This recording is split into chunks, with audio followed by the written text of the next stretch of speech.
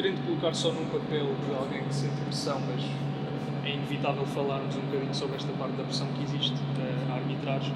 Tu, quando sentes pressão durante um jogo, seja um jogo grande ou seja um jogo normal, essa pressão parece com alguma coisa em específico, com medo de falhar, com medo de perder o controle? Existe alguma coisa em concreto que tu sintas que acontece? Bem, primeiramente, Bernardo, obrigado pelo convite, é com muito gosto que aqui estou. A pergunta que me fazes obviamente, que é expectável que ela aconteça, aquilo que me foi passando pelos anos, porque é um processo gradual, obviamente que hoje em dia tenho 15 anos de primeira divisão, de futebol profissional, e isto traz-me outra bagagem e outro tipo de aprendizagem. Hoje em dia, aquilo que é a dita pressão que uma pessoa, a dita pressão que se diz que o árbitro sente, é na questão de, sobretudo, ter a noção, a clara noção, que o árbitro é aquele que não pode perder a parte emocional em campo, por um gesto mal pensado, por uma palavra pouco pensada e preferida a um jogador que possa mostrar alguma fragilidade emocional naquele momento aos intervenientes. Obviamente, depois para fora, aquilo que nós queremos é acertar. A pressão que eu tenho não é de falhar, a pressão que eu tenho é de acertar o máximo possível. É diferente, ou seja, esta forma como muitas vezes vimos o objetivo para o jogo, eu vou para o campo para errar o menos possível. Aquilo que a bagagem foi dando e aquilo que os vários trabalhos com a parte de psicologia da Federação que fui também trabalhando foi que o pensamento tem que ser o contrário. Eu vou para campo para acertar o máximo possível. Pensamento positivo naquilo que é a decisão, obviamente não totalmente em total controle da parte do árbitro, os intervenientes mexem-se. Obviamente aquilo que tu podes e aquilo que tu deves é ter essa paz de espírito, digamos assim, esse controle emocional sobre ti mesmo, para que possas ter o foco e a determinação necessária e a coragem no final para quando a fizer. Eu percebo, mas há uma questão, por exemplo, trazendo aqui um bocadinho a opinião pública, não é? Se calhar a opinião pública não tem essa percepção. Como é que tu controlas o facto, por exemplo, de tu fazes um jogo extremamente competente e muito provavelmente a opinião pública não vai falar disso nos programas mais normais, e ao mínimo erro existe muito mais escrutínio. Como é que tu fazes aqui esta gestão emocional de estarem constantemente a olhar para o teu erro e tornarem-te quase uma pessoa que só erra e não acerta? O facto é que o melhor elogio que se dá a um árbitro é quando não se dá por ele em campo. Isso é sinal de acerto. E os árbitros tomam centenas, se não às vezes milhares de decisões por jogo. E quando falamos disso, falamos do lançamento, é uma decisão a tomar. De uma falta ou numa não falta. Aquilo que os árbitros querem é obviamente passar ao lado do jogo, digamos assim, e isso é sinónimo de um trabalho bem conseguido. Obviamente, com a minha idade hoje em dia, quase 41 anos de idade, eu já não penso muito naquilo que os outros vão dizer ou que a opinião pública vai dizer ou escrever sobre mim. É um processo também muito exigente de ti mesmo ao longo dos anos todos, porque se no início não estás preparado para ler uma crítica, muitas vezes que ultrapassa o que é a decisão, vai a valores e princípios morais que nos árbitros são intocáveis, como qualquer outro cidadão, e aí é o primeiro impacto que tu tens com a mídia, muita dela não com o principal objetivo de valorizar o futebol nem a arbitragem, mas isso é um processo, ou seja, hoje em dia com 40 anos, aquilo que me importa obviamente que é o meu olhar sobre o jogo, aquilo que é a parte técnica da Federação que acompanha os árbitros, a opinião deles, o trabalhar em equipa naquilo que é o pós-jogo, a análise, o briefing, e filtramos aquilo que é realmente importante. Porque tudo o que não controlamos, no seu início tem o seu impacto, passados os bons anos, não passa disso, puro ruído para a opinião pública. Gostava de pegar em várias coisas que disseste. Primeiro, no facto de, quando falam em crítica, não falam da decisão em si e se calhar ameaçam um bocadinho até a tua identidade e os teus valores, como tu referiste. Gostava de perceber como é que foi, vamos aqui voltar um bocadinho atrás de como é que era o Luís quando começou a arbitrar os primeiros jogos, se calhar jogos que não tinham tanto impacto na opinião pública. Como é que era esta gestão emocional? Como é que tu, por exemplo, durante um jogo conseguias controlar-te ao ponto de, quando o jogador vem falar contigo com agressividade e com aquela ativação emocional toda, como é que tu gerias as tuas emoções para não responder na mesma moeda? Por vezes, Eu tenho uma técnica que uso muito até ao dia de hoje e comecei a usar muito precocemente na arbitragem, que é eu contar para mim 1, 2, 3, internamente.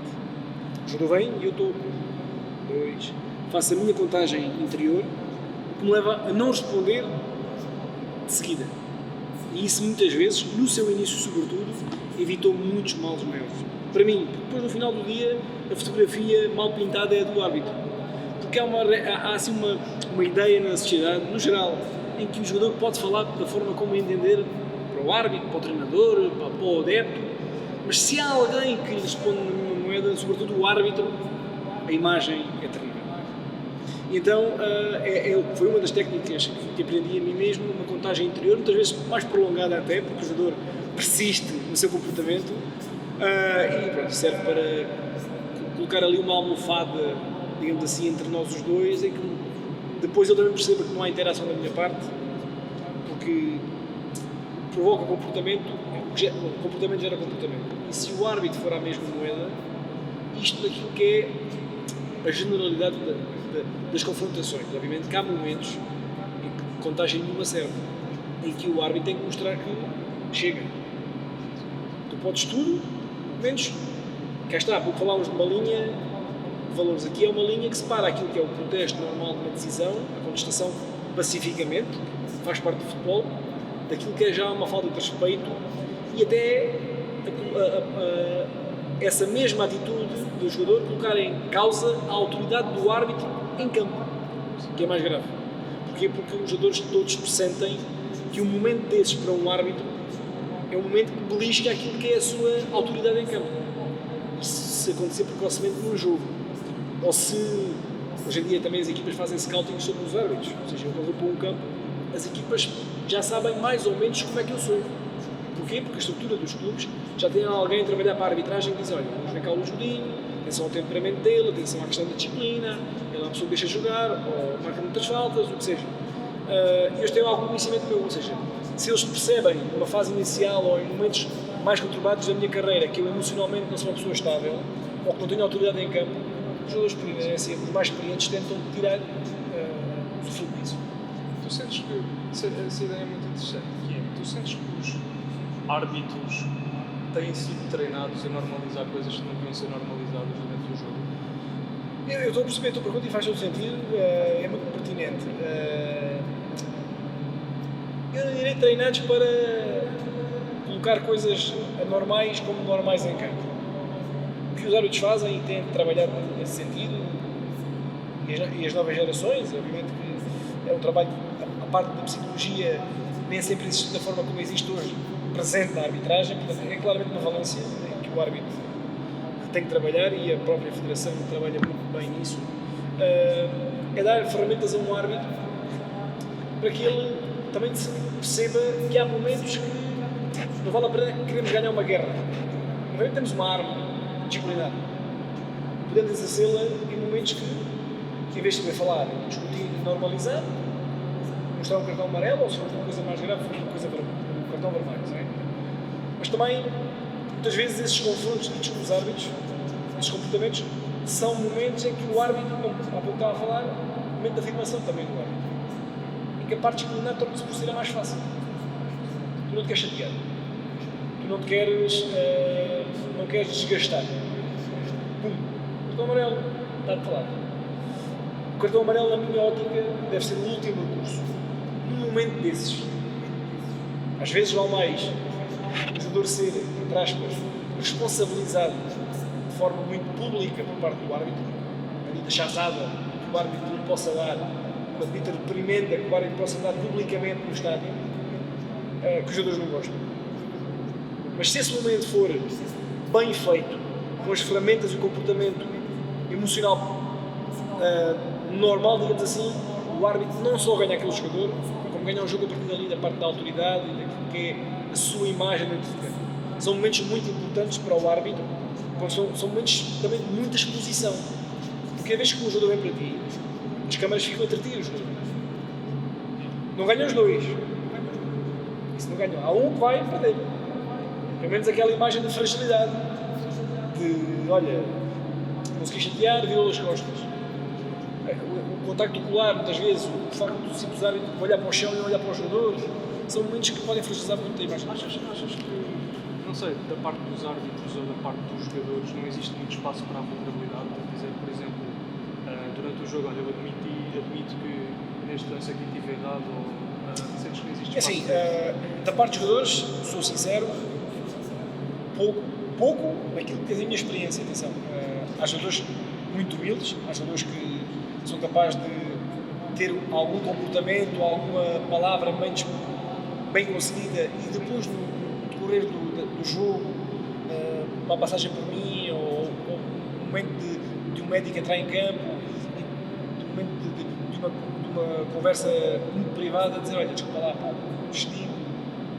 Depende da parte dos árbitros. Acho que a melhor ferramenta que o árbitro pode ter, e eu uso muito, é, mesmo não tendo a certeza, quando há uma certa contestação a faltas ao meio campo, marcaste a liga, vais marcar aqui, não sei o quê, da forma nós determinamos com isso, olha, desculpa lá, tinhas razão lá, já me disseram que era falta, desculpa lá, não pitei. E terminar ali o conflito. Porque nada te vai levar a que um jogador te diga assim que tens razão. Era falta, não era. Era falta, não era. E estás ali no resto do jogo e não ganhas nada. E muitas vezes esse tipo de abordagens, por parte dos jogadores ou por parte do árbitro, fazem com que eles se aproximem. E depois, em momentos mais complexos, mais difíceis do jogo, às vezes estes mesmos jogadores são aqueles que tendem a apaziguar o companheiro, o colega, o adversário, para não haver esses confrontos entre os dois. Da tua parte também existe um estudo de como é que é a personalidade dos jogadores dentro do campo para saberes qual é que deves conquistar, qual é que deves... Obviamente, nós temos noção daquilo que são os jogadores mais complicados das equipas. Hoje em dia, o scouting e a informação sobre as equipas é imensa. Nós conseguimos e temos essa preocupação de cada jogo, fazer um scouting exaustivo das duas equipas, não só taticamente, mas também emocionalmente. Aqueles jogadores que, por norma, são, não digo descontrolados emocionalmente, mas que tendem a haver momentos em que eles possam descontrolar, mais frequentemente que outros que são mais estáveis, neste caso. E nesse sentido, esses jogadores, há sempre um tratamento especial, mas há uma atenção especial sobre eles. No sentido também de os cativares não com decisões tuas, mas com uma aproximação, uma forma diferente do tratamento. Nem todos, ou seja, eu falo por mim, tenho 22 jogadores em campo, eu não os trato todos de forma, da mesma forma.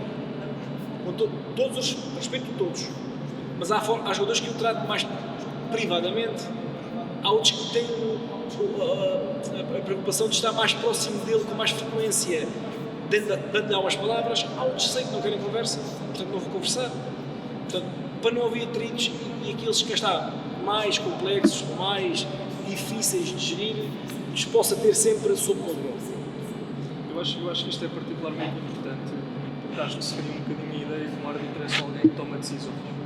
Mas se nós formos a analisar, tu tomas decisões e tens uma série de estímulos à tua volta a acontecer, portanto acredito que haja algum tipo de treino de processamento de informação, se calhar até no nível neuropsicológico. E portanto gostava de saber que ferramentas é que tu tens de treino diário, não sei, que te permitam processar a quantidade de informação a que tu estás sujeito durante um jogo. E se sentes que isso te consegue treinar para os momentos de pressão. Uma das coisas que eu acho difícil de conseguir passar para estes exercícios é a atmosfera do estádio, por exemplo, teres alguém constantemente ao teu ouvido a dizer erraste ou fizeste isto ou o que quer que seja, por parte dos jogadores, dirigentes, etc. Tu sentes que as ferramentas que tens, quais é que são e ajudam-te nestes contextos? Olha, a questão da atmosfera do estádio, vou dizer algo que para nós árbitros não é novidade nenhuma, porventura para o público pode ser até inclusive, que é, a mim particularmente, e pelo menos a qualquer colega meu que esteja há alguns anos já no futebol profissional, não é? Porque a realidade do futebol não profissional ou profissional é ligeiramente diferente, sobretudo na atmosfera, não é? Nos palcos, nos estádios, e isso pode trazer alguma ansiedade, o ruído, a envolvência dos adeptos. Eu, neste momento da minha vida profissional, tudo isso, digamos assim, traz-me um passo ao lado. Eu ter um estádio com 600 pessoas, ou ter um estádio com 60 mil, durante os 90 minutos, eu não consigo dizer momentos em que eu desfrute pessoalmente daquilo que é a atmosfera a meu redor. E naquilo que é os impropérios que às vezes são ditos aos árbitros em certos momentos. Portanto, eu não consigo absorver nada disso, porque o foco é total no jogo e naquilo que são as minhas, digamos assim, as minhas preocupações no toma da decisão, a questão física, a questão emocional, a questão da movimentação, a questão do trabalho de equipa, a questão do sistema de comunicação, a introdução do vídeo-árbitro, ou seja, há uma série de questões que tu tens ali perante ti. Não dá, o jogo consome demasiado para tu absorveres aquilo que está envolvido. Obviamente que isso é um trabalho, cá está, tem que ser feito de forma muito gradual, com jogos, ou seja, a única forma que tu tens de crescer é com jogos, ou seja, essas capacidades, tu não podes querer formar em sala ou persistir em sala, ok, podes dar algumas dicas, algumas ferramentas, trabalhar o que é comunicação, por exemplo, comunicação, no início dos sistemas de comunicação era um brinquedo, entre aspas, novo, e a malta falava de excesso de comunicação, e às vezes estavas a decidir um penalti, ou a querer decidir um penalti, ou um vermelho, ou o que seja, e a comunicação entrar no teu ouvido. Ora, é óbvio que por muito trabalhado que tu estejas, a nível técnico, disciplinar, físico, movimentação, emocionalmente, aquele fator distrator, naquele momento, leva-te que percas o foco daquilo que é o teu principal objetivo, que é a decisão. O trabalho da comunicação foi um trabalho feito ao longo dos anos. Hoje em dia tem jogos de equipa de arbitragem onde passam muitos e largos minutos em silêncio uns com os outros. Não há informação para dar, não se fala. O próprio VAR, quando entrou, o excesso de comunicação, a querer confirmar tudo aquilo que nós decidíamos, hoje em dia entra quando tem que entrar. Ou seja, há um melhoramento de todas aquelas valências a teu redor para que tu estejas no momento da decisão totalmente livre e focado para tomar essa dita decisão. Ou seja, isso é o jogo que te traz esse melhoramento constante, por muito que possas trabalhar algumas dessas valências em sala. Sendo uma pessoa e reconhecendo que tenho muitos defeitos, mas eu tenho uma virtude que sou uma pessoa muito humilde. Sempre fui. E não digo isto com nenhuma vaidade. As pessoas que me conhecem, embora o que tu estás hoje, fácil sair da rua e perguntar-te, porque as pessoas viram-me nascer. As pessoas sabem onde é que eu sou, o que fiz, como trabalho, o que sou como pai, como marido, como filho, como irmão. Portanto, as pessoas conhecem-me e eu faço aqui a minha vida quase sempre que estou em Portugal, quando não estou num contexto internacional, é aqui que estou e é aqui que gosto de estar. Isto para quê? Para dizer que eu sou o principal crítico e o meu maior crítico é quando olho para um lance de arbitragem. É óbvio, do ponto de vista de quem toma uma decisão, é demasiado frustrante quando tu te deparas que o teu erro foi, quando eu caracterizo um erro de grave, é quando esse erro teve impacto num jogo, num resultado. Isso é o único, ou seja, é a única coisa que o árbitro, é o único papel que o árbitro não quer ter. É esse papel de olhar para uma televisão, para uma imagem e perceber que realmente não esteve bem.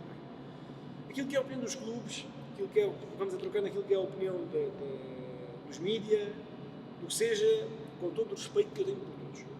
Nos estádios, com os clubes, quando estou ainda para o jogo, quando eles vêm ao balneário, querer conversar sobre A ou B a nível de situação, são todos ouvidos, com todo o respeito. Não alimento conversas, estaremos na eterna discussão de quem tem razão. Portanto, o clube tem a sua razão, eu porventura posso ter a minha, e se tiver noção, naquele momento exato, que a decisão não foi a mais correta, pedir desculpa pelo aquilo que foi a minha decisão. Portanto, não tenho problema nenhum com isso, vivo muito bem com isso, vivo muito bem com o pedir desculpa pela minha decisão, obviamente. E depois, um pós-jogo exigente, como se deve querer. Ou seja, eu não posso olhar para um lance onde eu não estive manifestamente bem e dormir descansado no dia a seguir. Não consigo. Se consigo, ou seja, é uma preocupação. Não com o que os outros dizem de mim, mas com aquilo que eu vi. Por exemplo, há imensos momentos da época em que a opinião pública diz que estiveste bem e que eu olho para um jogo meu e que não estive bem. Já aconteceu? Várias vezes, ou seja, porquê? Porque a opinião pública é algo, muitas vezes, parcial, tem a sua análise, porque quem a escreve muitas vezes está a defender os interesses da A, B, C clubes, como é óbvio, portanto, e o clube ganhou e o árbitro teve bem, mas o clube perdeu hoje e afinal já teve mal, portanto, isso é tudo muito relativo e, obviamente, tu no início, quando chegas aqui a este patamar, tu tens a preocupação de saber o que é que os outros dizem de ti, o que é que o jornal escreveu sobre ti, porque é isso que as pessoas vão consumir. E é isso que vai fazer o teu início, vai criar uma imagem sobre ti, no geral, das pessoas. Ou seja, o Juninho como é que teve? Não, teve mal. Se aparecer muitas vezes mal, as pessoas vão dizer, ficar com o Dinho é um mau árbitro. A única forma de combater isso é mostrar a tua competência em campo. E voltando à questão do início da minha resposta da humildade, eu hoje tenho 26 anos de árbitro. Tenho já mais de 10 nos campeonatos profissionais. E tal e qual como um jogador ou como um treinador, estar tantos anos no profissional não é obra do acaso. Não é sorte. Tem que haver alguma competência por trás disto, não é? Obviamente, num momento ou num percurso tão longínquo como este, no momento em que o futebol também tem-se transformado a si próprio para mais exigente, fisicamente, taticamente, onde os árbitros também se têm que adaptar a essa realidade, os desafios têm sido imensos. É óbvio que nesse percurso tem que haver momentos em que tu não consegues estar ao teu nível, ao nível que tu querias estar, porque no final de contas é o nível que todos desejamos estar, porque nenhum árbitro deseja estar a um nível inferior. E pegando nisso, imagino que deve ser um processo extremamente de altos e baixos, ou seja... Não é eletrocardiograma. É, exatamente. Eu pergunto-me se, depois de um jogo difícil, ou de uma fase em que sintas que não estejas a tomar as decisões que querias tomar, se nunca no teu processo, já tens 26 anos, né, de profissão, se nunca houve um momento, nem que fosse assim, por um pequeno vislumbre de ver, devia-me dedicar a outra coisa, ou devia ser daqui. Eu digo muitas vezes na gíria a brincar, não é? As pessoas dizem dedica-te à pesca, eu digo muitas vezes. Esse momento não.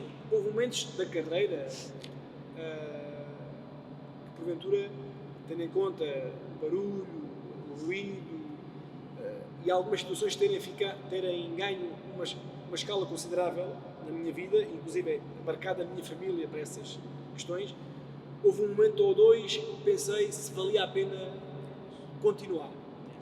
Ou seja, não... perspectiva, não é? Obviamente, se valia a pena porque há um momento de todas as carreiras, mas os árbitros são aqueles árbitros, os árbitros que porventura irão perceber esta minha afirmação, que é, há um momento em que a tua profissão e a tua responsabilidade e aquilo que tu fazes te foge da mão e vai atacar, entre aspas, ou vai afetar aqueles que é o teu suporte, a tua casa, os teus pilares, família, que não têm culpa nenhuma da profissão que tu escolheste.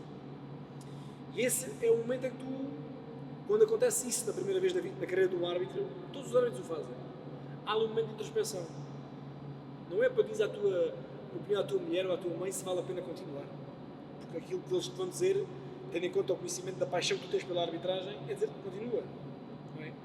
É aquilo que é os prós e os contras a este nível de ser árbitro e de, quando as coisas não correm bem, todas essas pessoas serem levadas no mesmo saco. Porque as pessoas, aqueles que, aos cidadãos de bem, eu costumo caracterizar assim a sociedade, aos cidadãos de bem e aos índios. Os cidadãos de bem são pessoas não só que dizem bem de mim, que criticam, que tentem em procurar informação para perceber algumas coisas que acontecem, ou seja, são curiosos, são pessoas curiosas. Não quer dizer necessariamente que gostem de mim como árbitro, inclusive. Pois há os índios, e tu podes tentar explicar, tu até podes ter razão, tu podes tentar educar, mas eles não querem aprender. É a verdade deles e pouco mais. E são muitas vezes esses índios que levam a que esses momentos de introspeção aconteçam. Mas depois, no final do dia, a paixão prevalece e pronto, e a vida continua. Quando isso aconteceu contigo, que pensamentos é que vieram? O que é que aconteceu dentro de ti? O que é que sentiste nessas fases? Olha, o meu momento peculiar, e foi só foi um momento muito duro para mim pessoalmente, para a minha família também, que viveu de perto aquilo que era, entre aspas, o meu sofrimento. tentei sempre ser o mais forte possível junto deles, mas em momentos sozinho eu tive os meus momentos de choro, de desespero, de preocupação, ou seja, é o desmoronar, digamos assim, é o desmoronar de todos os sonhos que tu possas ter naquele momento, não é? Tu sonhas muita coisa na tua vida, e depois esses momentos levam-te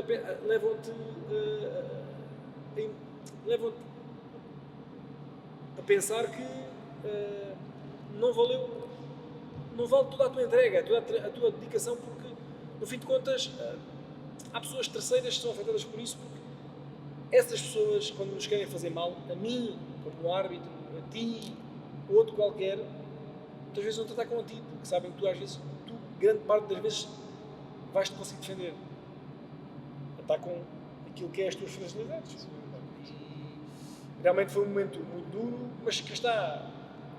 Não sou nenhum super homem emocional, mas tenho noção que sou uma pessoa muito robusta e que esses momentos, obviamente, foram momentos de ensinamento, que eu cresci também, muito, com eles, que pedi ajuda, porque não somos lecionados, não sei se somos, pedi ajuda a profissionais da área que me voltaram a meter nos caminhos certos e a continuar o meu percurso. Fizeste um processo terapêutico, é isso, com psicólogo? Que ferramentas é que tiraste daí? Queres falar um bocadinho sobre isso? É sobretudo o controle do pensamento, aquele stress, aquela ansiedade, ou seja, genericamente focar naquilo que eu consigo controlar, porque às vezes o pensamento desvia para aquilo que tu não consegues controlar e o foco no pensamento, naquilo que tu deves fazer, no que é que te pode levar a ser melhor, na forma como tu te abstrais daquilo que é o ruído à volta, nas ferramentas que tu ganhas num pós-jogo mais difícil, de tentares, digamos assim, ter a tua bolha para que nada daquilo que acontece em volta tu absorvas, ou seja, e foi um trabalho muito, muito interessante, de uma área que eu hoje manifesto interesse e valorizo muito, mas de uma fase precoce. Até passarmos pela primeira vez, são poucas as pessoas que fazem ou que têm a psicologia como algo que pode ser impactante na nossa vida, seja ela pessoal, seja profissional. Portanto, eu hoje valorizo muito isso e não só valorizo, como também agradeço a pessoas que trabalham comigo e que trabalham pontualmente quando é necessário para uma situação ou outra. Tu sentes que os árbitros deveriam ter algum tipo de acompanhamento psicológico assim que iniciam a profissão, se calhar até para prevenir que situações se possam agravar? Ou seja, nós hoje em dia temos um departamento, temos uma psicologia na Federação, obviamente está aberto a todas as procuras dos árbitros, mas não é um processo em que haja o chegar, o acompanhamento, uma coisa constante. Tem que haver uma procura do árbitro, se sentir necessidade, não é? E às vezes aqui o sentir necessidade é muito relativo, porque tu estás dono e senhor daquilo que é a tua parte emocional, muitas vezes não controlas. Tu pensas que controlas, até o momento em que percebes que não controlas. E esse momento às vezes pode ser um momento embaraçoso para o árbitro, e pode-se dar em campo, inclusive, seja público. E essas ferramentas, esse acompanhamento é de todo necessário para que os árbitros, do ponto de vista emocional, cheguem ao futebol profissional e venham mais estáveis e mais confiantes. Pois é, porque assim parece que é quase necessário que haja um momento como o que aconteceu contigo para eventualmente o árbitro procurar ajuda psicológica. Eu tenho uma pergunta assim mais pessoal para ti, que é, olhando para ti antes de começares a profissão, sentes que houve alguma parte de ti que tu tiveste de desenvolver a nível pessoal para conseguires sobreviver nesta profissão de árbitro, se calhar o seres mais analítico, seres mais frio nas decisões, na forma como ages, como sentes que a arbitragem te influenciou a esse ponto, para depois passar até para a vida pessoal? A arbitragem é aquilo que eu tenho noção ao final destes anos todos, tornou-me mais humano, ou seja, mais próximo das pessoas. Obviamente tu ganhas outro tipo de competências, e estavas há pouco a falar de ser mais analítico, ou seja, coisas que tu, porventura, se não seguisse a arbitragem, não terias, mas genericamente aquilo que eu te digo foi a minha evolução gradual, e aquela que se hoje em dia tivesse que dizer algo que mudou em mim quando comecei até hoje, foi claramente a parte humana, a relação humana, as ligações entre seres humanos, ou seja, a questão é essa, tornou-me uma pessoa mais, como disse há pouco, e não me querendo repetir, mais próxima e mais humana, mais pessoa que tem em preocupar-se com aquilo que o outro pensa, porque no início, quando eu cheguei à arbitragem, era a minha verdade e só a minha verdade, a minha razão e só a minha razão. E o processo foi alterando com alguma maturidade, obviamente, com alguma experiência, colocando-me à prova em vários jogos e finalmente percebendo o outro lado, não com isso tendo pena do outro lado, mas compreendendo muitas vezes aquilo que são as frustrações, os protestos, aquilo que são as queixas de arbitragem momentaneamente no jogo, os desagrados, os próprios protestos dentro de campo mais efusivos, muitas vezes tentando ter um bocadinho na pele do outro. Obviamente não desculpabilizando aquilo que é a parte antidesportiva desses comportamentos. Excelente. Olha, se calhar aqui para uma temática até um bocado problemática, que é a parte da violência com árbitros. Cada vez mais assistimos a casos destes em estádios, se calhar ainda não tanto nos estádios de Primeira Liga, mas se calhar segundas e terceiras divisões. O que é que tu achas? Qual é que achas que deve ser o caminho que deve ser feito para deixar de haver estes casos no futebol? Não normalizarmos e nunca romantizar este tipo de situação? Sabes que, Bernardo, há uma questão que é, nós não podemos também desviar, que é, obviamente, hoje é tudo notícia. Qualquer pessoa no campo está com o telemóvel e grava uma agressão no árbitro. Isto para dizer o quê?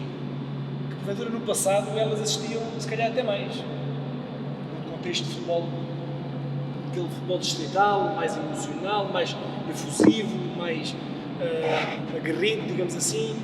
Hoje em dia, as coisas são públicas mais facilmente. E bem, isso mostra-nos um pouco da realidade como somos. Que existe o futebol, mas genericamente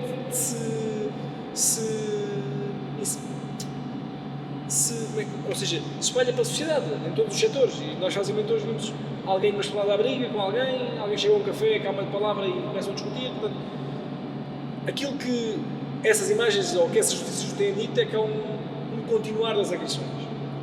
Os números dizem que há menos agressões, ou seja, para mim uma agressão chega. Se há uma agressão, algo está mal. E hoje em dia, o que é que pode evitar que essas agressões aconteçam? As punições que existem. Isto é a velha máxima, que é, se houver regulamentos, ou se a ação policial ou judicial fizer o seu trabalho bem feito, o prevaricador vai tornar-se um exemplo daquilo que é a sua punição para que outros não façam. O futebol juvenil, digamos assim, o futebol infantil, é aquele que mais me preocupa. Os pais e as mães do futebol infantil, e isso, se fores a qualquer estádio, de manhã, de sábados de manhã ou domingos de manhã, vais perceber aquilo que eu te estou a querer dizer, onde verdadeiramente aí se nota aquilo que é, num futebol de formação, comportamentos que não deviam existir no estádio, de pais e mães que, acima de tudo, são encarregados de educação, são pessoas que educam os filhos e que, por norma, os filhos tendem a replicar os comportamentos dos pais. Eu não sou frequência assídua nesses estádios ou nesses locais, mas com alguma periodicidade vou a locais aqui perto de Borba ou em Borba e já testemunhei, viva presencialmente,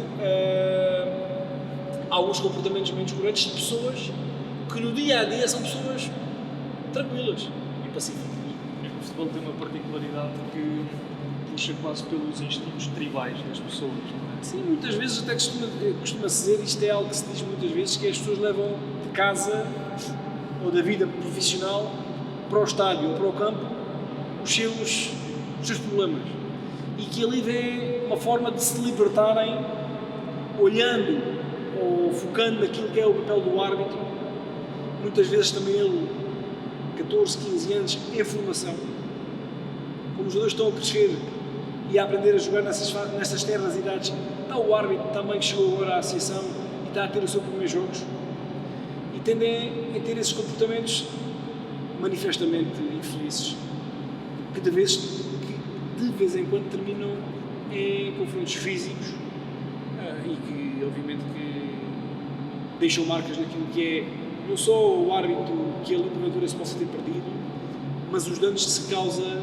num jovem ou numa pessoa de mais idade já, nos danos que se causam nessa pessoa porventura até quiçá para o resto da sua vida. E eu costumo, já disse muitas vezes também em entrevistas e também nas páginas sociais minhas, que eu temo que um dia fiquemos todos com as mãos todas cheias de sangue, quando é que uma coisa fatal acontecer. Mas isso, obviamente, que a Federação faz o seu trabalho a nível da regulamentação. Há uma questão importante que deixou de haver policiamento obrigatório no futebol jovem, há uns anos esta data, e quer queremos, quer não, a não presença de policiamento nos estádios faz com que esses comportamentos persistam e muitas vezes se perpetuem naquilo que é os campos. Eu acho que essa parte deve ser das mais difíceis de ser um árbitro, que é tu és objeto de violências, objeto de insultos, objeto de injúrias. Tu sentes que isso alguma vez vai mudar? Sentes que alguma vez vamos ter aqui um processo de humanização do árbitro, a pessoa que está ali em campo? Duas respostas para a tua pergunta. Tem que haver esse papel de humanização, ou seja, as instituições, a responsabilidade. Achas que está a ser bem feito neste momento? Ou seja, está a ter essa parte da humanização um caminho, ainda que muito lento, que não tinha há uns anos atrás. E isso é um caminho que não pode voltar atrás.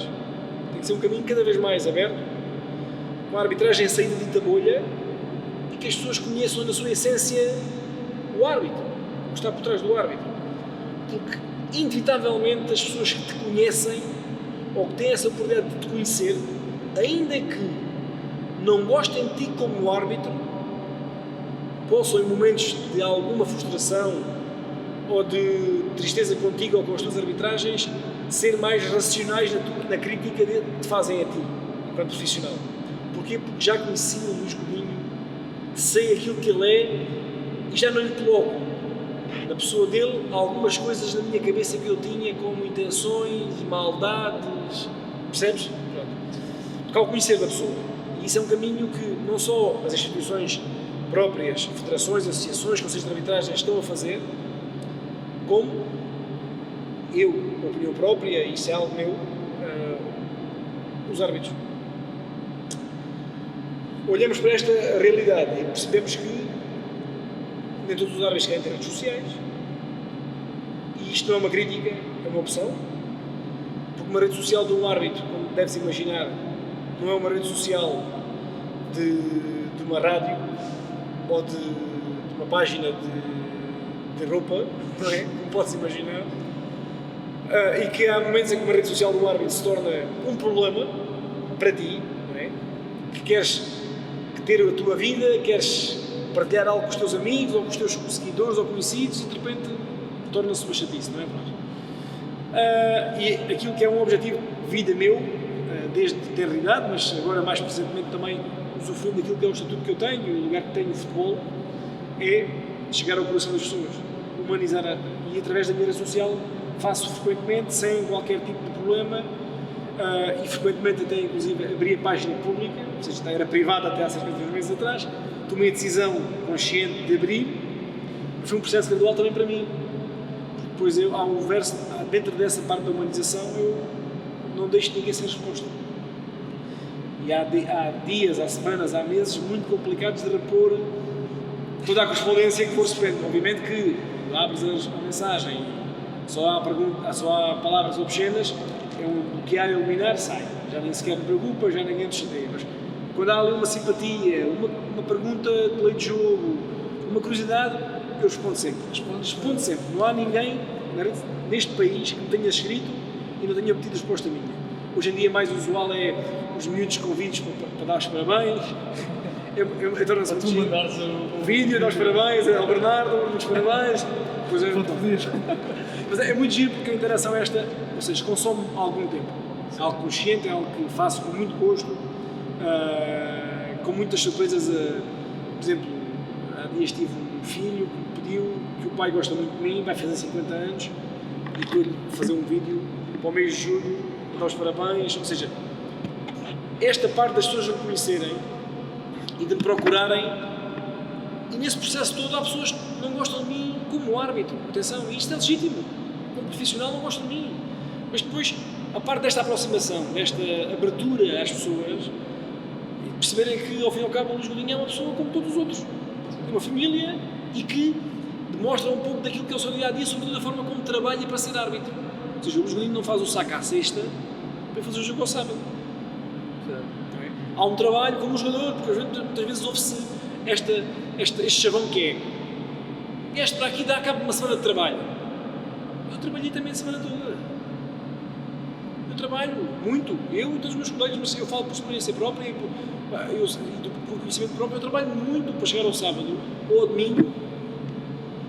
Mas é curioso que normalmente é a opinião pública que tem uma visão menos informada sobre o que é o trabalho, mas se calhar são os dirigentes e os jogadores, etc., que acusam de... Sim, muitas vezes, vês para aqui, dá cabo disto, uma semana toda de trabalho, por um lance destes, e às vezes aquilo que eu tento mostrar nesta abertura, nesta humanização é que, eu, por exemplo, agora estou a ter um ritmo,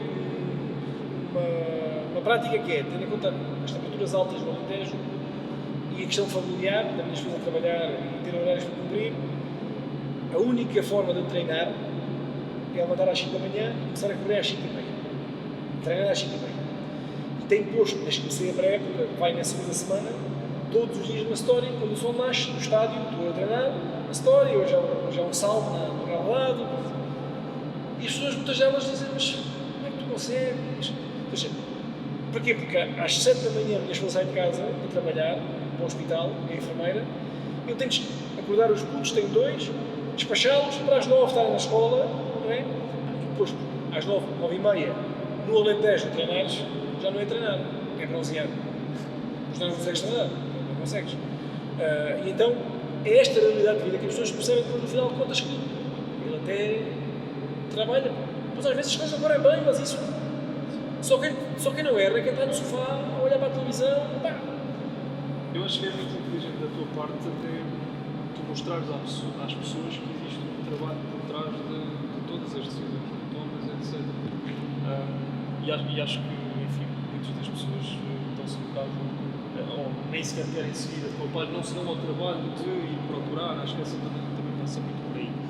Luís, para irmos, já estamos aqui há algum tempo, gostava de perguntar se, falando nesta questão mental, emocional, do que é a gestão emocional própria e individual de um árbitro, seja durante o jogo, seja na vida no geral, que conselhos é que tu darias a um jovem árbitro que esteja a iniciar esta fase e que, como já falámos aqui a meio da entrevista, possa pensar que, eu sei controlar tudo, eu consigo controlar tudo à minha volta?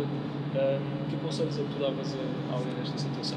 Olha, aquilo que é a minha aproximação também aos árbitros que vão entrando, que vão se formando, nesta realidade que é Évora, distrito de Évora, e eu trabalho com eles de perto, porque faço parte da estrutura também técnica, aquilo que lhes vou sempre tentando colocar na sua cabeça é que para não descuidar a parte emocional.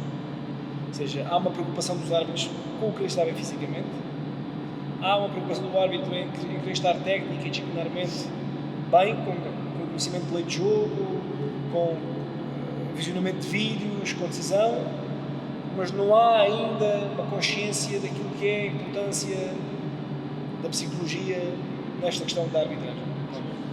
E nessa vertente, aquilo que fazemos já pontualmente no distrito e que se replica genericamente no país todo, é que já vai haver também nessas bases algum psicólogo que venha e dê de forma, ainda que generalizada, algumas ferramentas para que esses árbitros possam iniciar. A questão dos objetivos, a questão do do controle do stress, a questão da ansiedade, a questão, algumas questões que numa fase inicial da carreira tendem a imiscuir-se naquilo que é a decisão em campo. Se estiveres estressado, se estiveres ansioso, se não estiveres focado, se não tiveres objetivos, aquilo para o qual tu mais trabalhas, que é para a decisão, não vai funcionar. Pode até no jogo ou dois correr bem e tu pensares que estás no controle do teu estado emocional, mas quando isso acontece são coincidências. Porque mais cedo ou mais tarde essas tuas fragilidades não as tens, se as tens vão aparecer no teu caminho e depois se não tiveres noção que pode ser daí, nunca vais colmatá-las ou trabalhá-las para que possas crescer também por esse ponto de vista e por essa vertente. Depois, quando não há essa noção, chegas a um ponto da tua carreira onde até estás num momento de ascensão e tens uma quebra repentina e a queda aí é grande. Em todos os níveis, desportivo, pessoal e também emocional.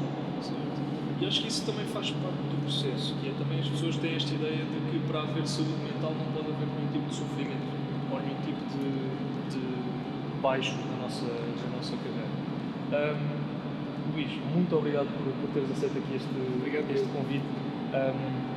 Eu sinto que são conversas como esta que fazem este papel importante da humanização do árbitro, da pessoa do Luís Vinco, que eu tive todo o gosto de conhecer. Por exemplo, por tudo meu, agradeço o vosso projeto também. É fundamental esta vertente, que haja mais testemunhos para que as pessoas, seja na arbitragem ou em outros setores da nossa sociedade, possam perceber que há algo verdadeiramente muito grande nessa parte da psicologia emocional que ninguém pode descurar. E, infelizmente, muitos descuram em vários momentos da sua vida e que depois as coisas tenderam a acabar da melhor razão, seja ela profissional, seja ela até a título pessoal. Portanto, os meus agradecimentos, a minha felicitação ao vosso projeto e que eu seja um contributo para aquilo que é o sucesso do mesmo. Muito obrigado. Obrigado. Queres terminar? Nós costumamos terminar os vídeos com a pessoa olhar para a câmera e dizer: eu sou tal, faço isto, sou árbitro. Queres terminar assim dessa forma? Pode ser? Então, eu sou o Luís Godinho, tenho 40 anos de idade, sou árbitro há 26 anos, árbitro internacional, vivo em Borba e sou um apaixonado de futebol e pela arbitragem.